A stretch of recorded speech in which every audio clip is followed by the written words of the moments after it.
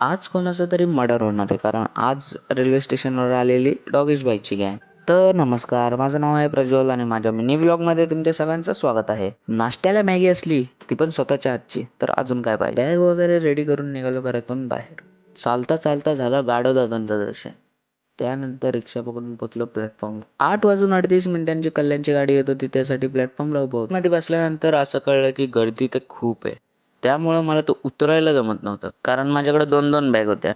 जिथे माझी ट्रेन येणार होती तिथे तर मी आधी येऊन बसून घेतलं. ट्रेनमध्ये बसून घेतलं, पण तुम्हाला तर सांगितलं नाही की मी कुठं निघालो. तर मी निघालो कल्याणपासून सातारा, कारण मला जायचं होतं माझ्या गावाला. थोडं पुढं आल्यानंतर पावसाने केलेली धो सुरुवात, त्यामुळे मी केलेली खिडकी बंद.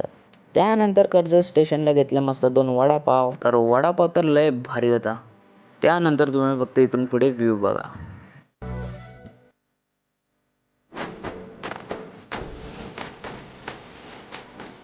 हे सगळं बघून तर तुम्हाला माहितीच असेल मी कुठे आहे. तर मी लोणावळ्यात आहे. ट्रेनमध्ये एवढे फॅन असून काहीच उपयोग नाही, कारण फॅनची हवा तर लागतच नव्हती. त्यामुळे मी बाहेरची हवा खात खात थोडेफार शेंगदाणे पण खात होते. त्यानंतर थोड्या वेळाने गाडी पोचलेली पुण्याला. त्यानंतर स्टेशनला उतरलो आणि भेळ विकत घेतली. त्यानंतर सरळ ट्रेनमध्ये चढलो आणि भेळ खात बसलो. ट्रेन तर पुणे स्टेशनवरून सुटलेली, म्हणून तिने तिचा रूट धरलेला. आज ट्रेन तर पूर्ण 1 तास लेट होती, त्यामुळे आपल्याला पोहोचायला पण लेट होणार होतं. त्याच्यानंतर ट्रेनचा दुसरा स्टॉप होता जेजुरी. थोड्या उशिराने मी विकत घेतला पेरू, आणि पेरू तर गोड होता. बसून बसून तर कंटाळा येत होता, त्यामुळे मी इकडे तिकडे तर फिरतच होतो.